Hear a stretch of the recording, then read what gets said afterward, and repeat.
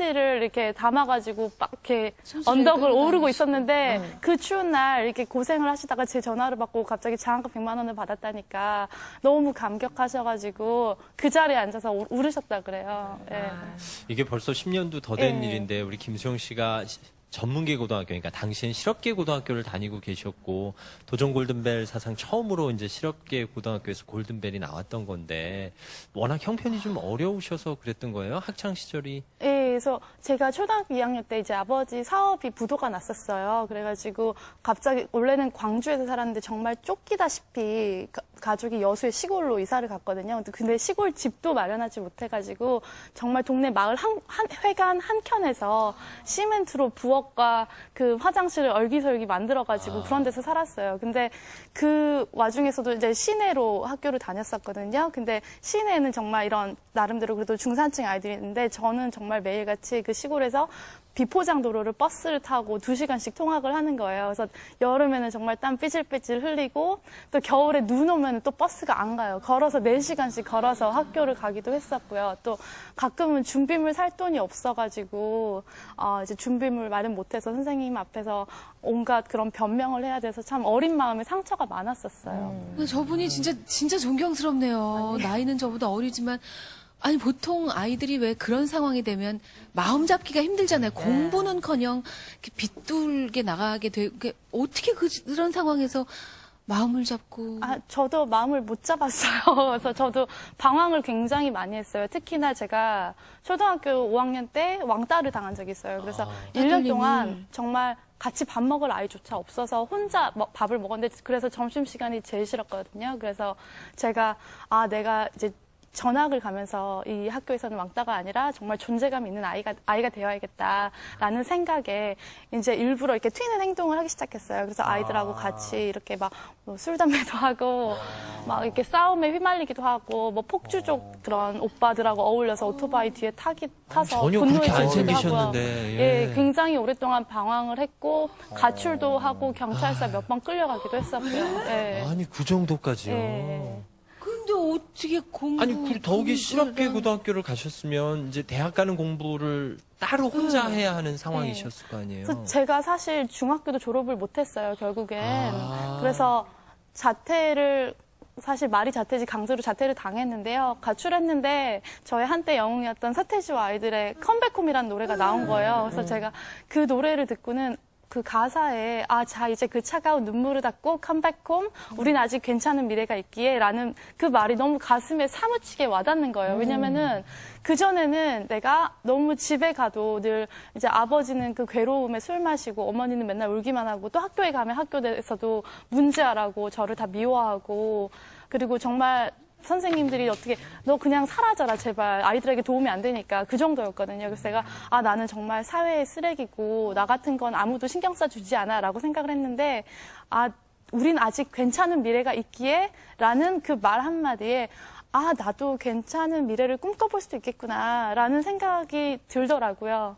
그래서 그 계기로 집에 돌아왔는데 사실 실업계 고등학교에 진학을 했지만 달라진 건 없었어요. 단지 여전히 집도 힘들고 환경도 좋지 않았고 단지 이제 실업계 고등학교에 다닌다는 것인데 공부도 전혀 도움도 되지 않았고요. 그래서 과목이 다르고 기본이 아예 없기 때문에 굉장히 힘들었었는데 제가 이제 어느 날 신문을 보다가 한 기사를 봤어요. 그게 이제 이스라엘과 팔레스타인 간의 어떤 무력 충돌이 있어서 한 5살 된 아이가 총에 맞고 죽어가는데 아버지가 이렇게 안고 우는 그런 모습을 보고 제가 너무 큰 충격을 받았어요. 세상에는 이렇게 사는 사람도 있고 정말 생사를 오가는 현장에 있는 사람도 있는데 나는 이 작은 곳에서 우물안 개구리처럼 나 혼자 전투하듯이 산다고 생각을 했었구나 라고 생각하니까 제 자신이 너무 부끄럽더라고요. 그리고 나는 어떻게 하면은 정말 큰 세계에서 뭔가 역할을 할 수 있을까 하다가 기자라는 꿈을 꿨었거든요. 근데 그 꿈을 꾸니까 사람들이 더 비웃더라고요. 그래서 너 같은 게 무슨 이런 말을 하고 이제 사람들이 우리 학교에서는 개교 이래로 대학 간 사람이 없다라든가 네가 대학에 가면 내가 손에 장을 짓는다 이러고 또 집에서도 빨리 이렇게 어디 공장에 취직해서 빨리 결혼하는 게 우리 가족을 돕는 길이다라고 생각하니까 굉장히 원망스럽고 공부하는 과정이 정말 가시밭길을 걷는 것 같았어요. 그러니까 지금 말씀 듣고 보니까 서태지 씨 고맙습니다, 정말. 네. 아니, 아주 큰일 하셨네요. 그럼요. 그 노래 한 곡이 한 사람의 인생을 바꿔놓은 거니까. 그리고 일찍 철이 들었나 봐요. 그런 네. 신문 기사를 보고 또 노래 가사를 듣고 삶의 방향을 바꿀 정도면. 근데 그렇게 주변에서 자꾸 안 좋은 부정적인 얘기를 하고 근데 나는 할 수 있어, 나는 할 수 있어. 이걸 어떻게 이렇게 딱 이렇게 마음을 어떻게 그 어린 다잡고. 나이에. 네. 그래서 정말 사실 공부하는 자체보다는 그렇게 제 마음을 다잡기가 정말 힘들었어요. 근데 제가 지금 이 상황에서 꿈을 꾸고 노력하지 않으면 정말 평생 이 진흙탕 속에서 허우적될 수밖에 없는 거예요. 계속 이 상황에서 이렇게 머물러 있어야 되는 거예요. 그래서 그 꿈 하나를 부여잡고 정말 더 나은 미래를 향해서 노력할 수밖에 없더라고요. 지금 당장 너무 힘들고 사실은 그 미래가 정말 올지 안 올지도 모르겠지만 이것을 위해서 노력하지 않으면 너무 후회할 것 같더라고요. 네. 그래서 부지런히 공부를 해서 명문대학도 가시고 또 대학 졸업하고 영국으로 유학도 가시고 지금의 삶을 살고 계신데 저는 김수영 씨가 적은 꿈 목록 중에 가장 대견한 것이 고향 부모님 집 사드리기, 부모님 효도 여행 보내드리기, 부모님 건강 관리. 이게 성공, 현재 진행형이에요. 우리 부모님 건강 관리는 평생에 해야 할 그러니까요. 목표라고. 일단 고향의 부모님 집을 성공 벌써. 네, 제가 그래서 저희 그 아버지 사업부도 이후부터 이제 계속 막노동 일을 하셨는데요. 네.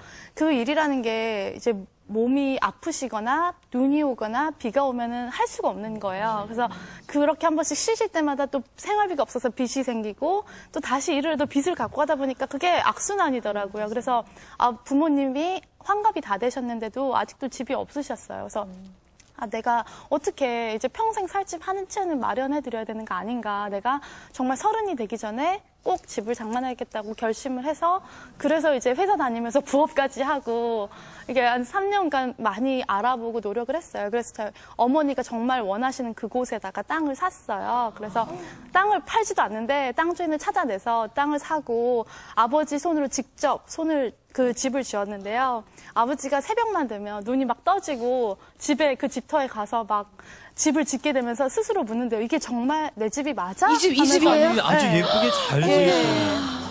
그래서 아버지가 예전에는 이렇게 남의 지시를 받으면서 일을 해왔는데 남의 이제 집을 지어주신 거죠. 네, 근데 이제 처음으로 내 집을 짓고 내가 쉬고 싶을 때 쉬고 내가 자재 고르고 싶은 걸로 고르고 하면서 너무 행복하시다고 그래서 하루에도 몇 번이나 우신다고 그러세요. 예. 막 소름이 돋네요. 그 말씀 듣는데. 이분이 올해 30살이에요. 30살. 25살에 그런 생각을 해서 집을 지었다고요? 네. 나는 눈물 이게 나요. 참, 이게 우리가 25세는 뭘 하고 있었을까?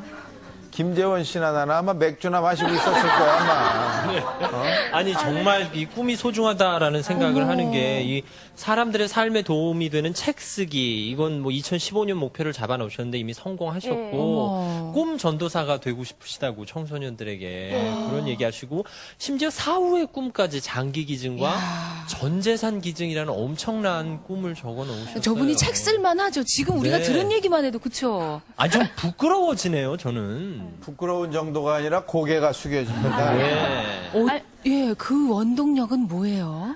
아무래도 제가 이제 너무나 힘든 과정을 거쳐서 정말 맨 땅에 헤딩하듯이 이렇게 노력을 해가지고 왔는데 이렇게 뒤를 돌아보니까 저처럼 이렇게 달리고 싶은데 응원을 못 받는 사람들이 있더라고요. 사실 제가 지난 주말에도 하프 마라톤을 뛰고 왔는데 그때 느낀 게 뭐였냐면은 내가 이렇게 뛰고 있을 때 누군가가 이렇게 응원을 해주면은 정말 힘들다는 생각을 할 틈조차 없는 거예요. 왜냐하면 그 사람들 응원이 너무 고마워서 그냥 열심히 뛰게 되거든요. 그래서 저는 누군가에게 응원을 해주고 싶었고 누군가가 내가 이미 했던 어떤 실패나 실수는 하지 않도록 도움을 주고 싶었어요.